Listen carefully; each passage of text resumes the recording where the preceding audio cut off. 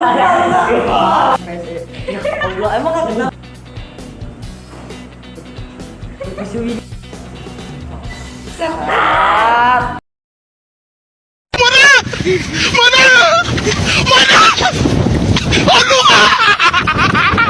Are you ready, kids? Aye, aye, Captain! I can't hear you. Aye, aye, Captain! Oh!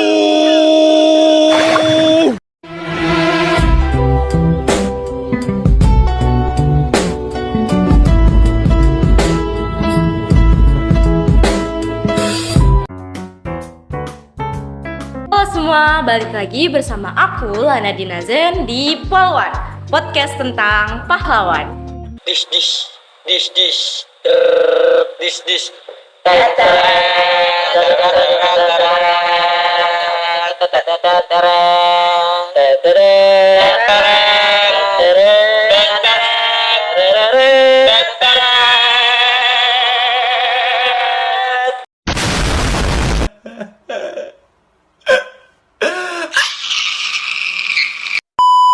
Tentunya di podcast kali ini aku nggak bakal sendirian karena bakal ditemenin oleh beberapa temen aku yang udah hadir di video kali ini. Oke, kita langsung panggil aja kali ya. Yuk pada masuk dong.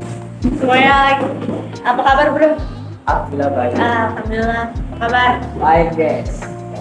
Baik. Boleh kali kenalan dulu dari bapak yang sebelah kiri ini. Boleh. Baik, perkenalkan nama saya Ahmad Fadil.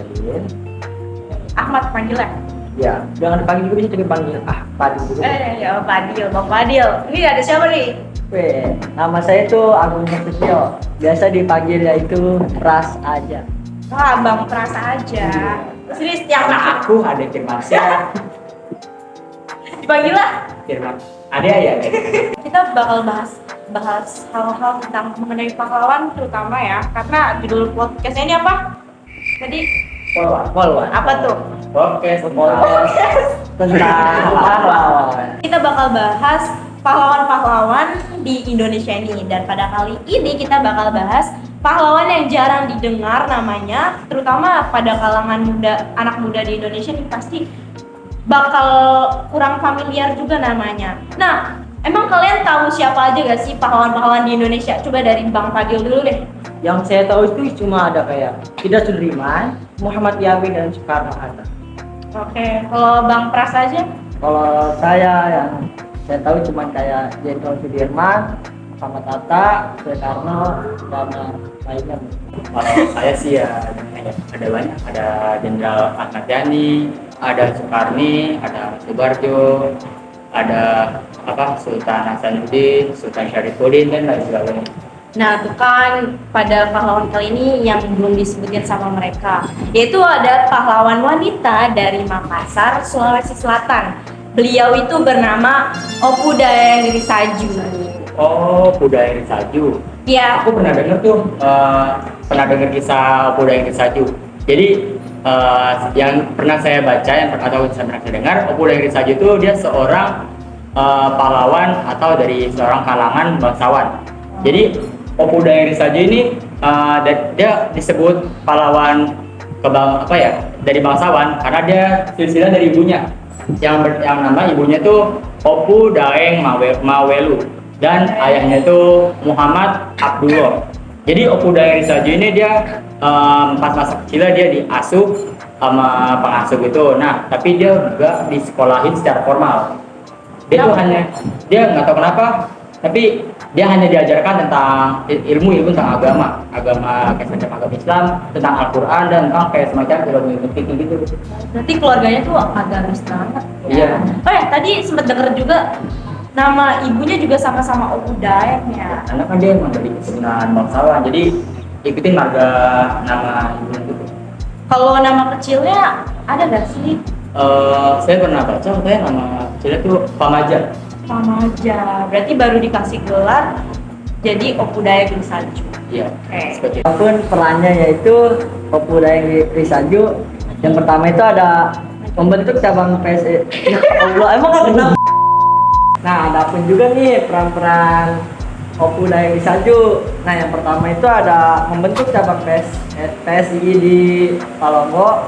Yang kedua ada mengikuti Kongres PSII di Pulau Jawa. Yang ketiga ada melakukan mobilisasi terhadap pemuda. Yang keempat ada membentuk doktrin perjuangan kepada pemuda. Nah, yang kelima juga ada mengorbankan dirinya dari cengkraman penjajah. Wah, berarti peran-peran beliau tuh banyak banget ya buat Iya, Indonesia betul, Kak. ini. Jadi kayak beliau tadi membentuk apa PSII? Apa tuh PSII? Nah, PSII itu Singkatan dari apa? Partai Syarikat Islam Indonesia. Oke, tuh.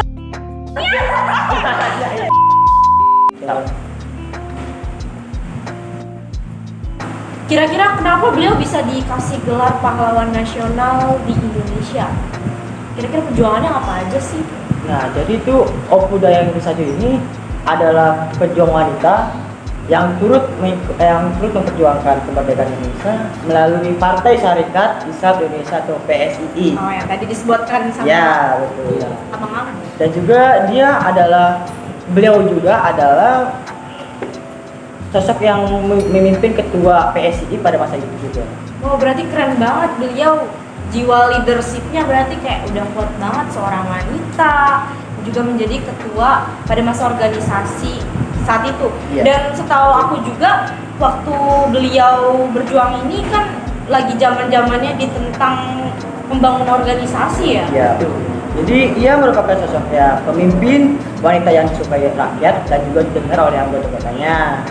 Dan hal ini juga dia dilantas oleh membuat Belanda juga khawatir akan pengaruhnya Opu di Sulawesi dan membatasi ruang geraknya. Terus ada lagi gak kisah perjuangan beliau?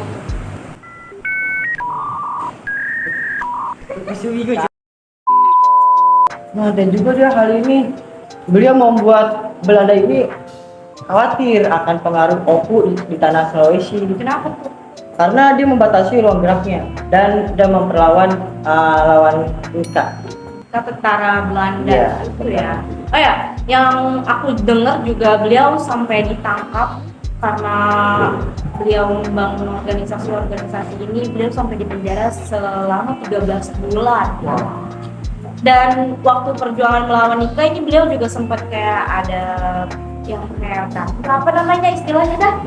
Bukan kan, kalau zaman dulu tuh penyerangan. Nah, penyerangan terhadap tentara Nika sendiri sehingga disimpulkan oleh tentara kalau beliau itu menyebarkan paham-paham terhadap masyarakat sekitar kalau beliau tuh melawan pemerintah Nika pada masa itu. Nah, beliau juga ditangkap akhirnya sama tentara Nika yang mengakibatkan beliau disuruh jalan sejauh 40 km. Wah, Dan jauh banget gitu ya. bukan main, dan beliau disuruhnya itu pas pada usianya yang udah nggak lagi muda, istilahnya kayak udah tua, kasian banget. Dan karena hukuman tersebut beliau menjadi tuli selama seumur hidupnya hingga beliau mati pada tanggal berapa ya? Oh, tanggal 10 Februari 1994. Nah ya, selama itu beliau tuli hingga akhir hayatnya. Itu sampai itu dari 1840 sampai 1994 itu udah 84 tahun. Ya, dan selama hampir setengah hidupnya, hampir seumur hidupnya beliau berjuang untuk kemerdekaan Indonesia ini. Keren banget ya. Keren juga sih. Akhirnya pada tanggal kalau nggak salah 3 Februari 2000 atau 3 berapa gitu, beliau juga diberi gelar pahlawan nasional oleh Indonesia. Jadi itulah sekilas tentang perjuangan Opu Dayang Risaju. Nah, berkat perjuangan-perjuangan inilah nama beliau itu diabadikan menjadi salah satu nama jalan di Kota Makassar, Sulawesi Selatan, yaitu nama jadi Opu Dayang Risaju. Keren sih menurut saya juga. Nah, oke, dari kalian ada lagi gak nih terkait informasi mengenai Opu Dayang Risaju ini?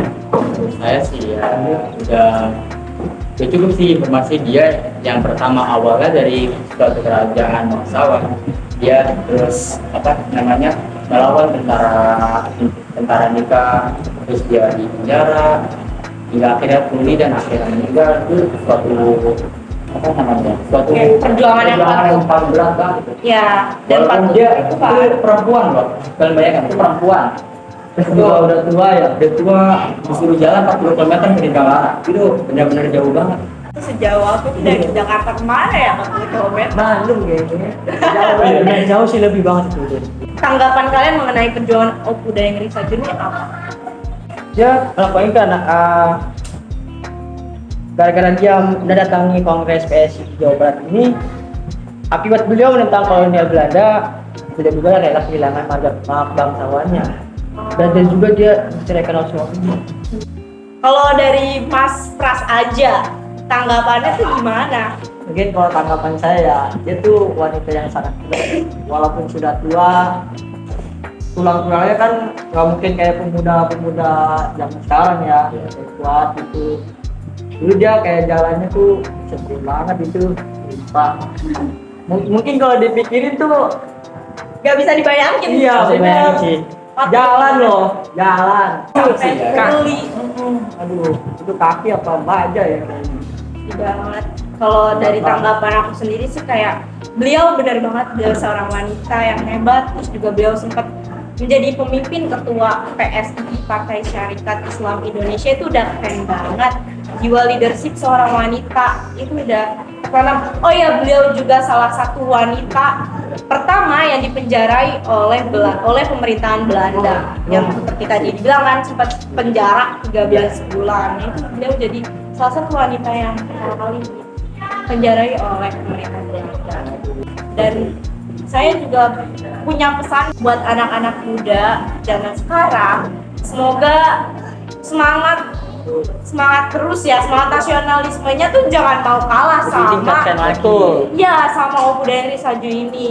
Nah, Ya. sayangnya kita udah ada di penghujung video ini. Semoga podcast kali ini bermanfaat bagi kalian semua. Itu saja yang bisa kita ceritain tentang Opuda yang Risa Risa Jun. Mungkin ada beberapa misinformasi yang kita kasih, atau kalian punya pendapat sendiri tentang Opuda yang Risa Jun ini, boleh komen-komen di sini atau jangan lupa like and subscribe. Dadah, see you. Wassalamualaikum warahmatullahi wabarakatuh. See you at the next podcast tentang Pahlawan.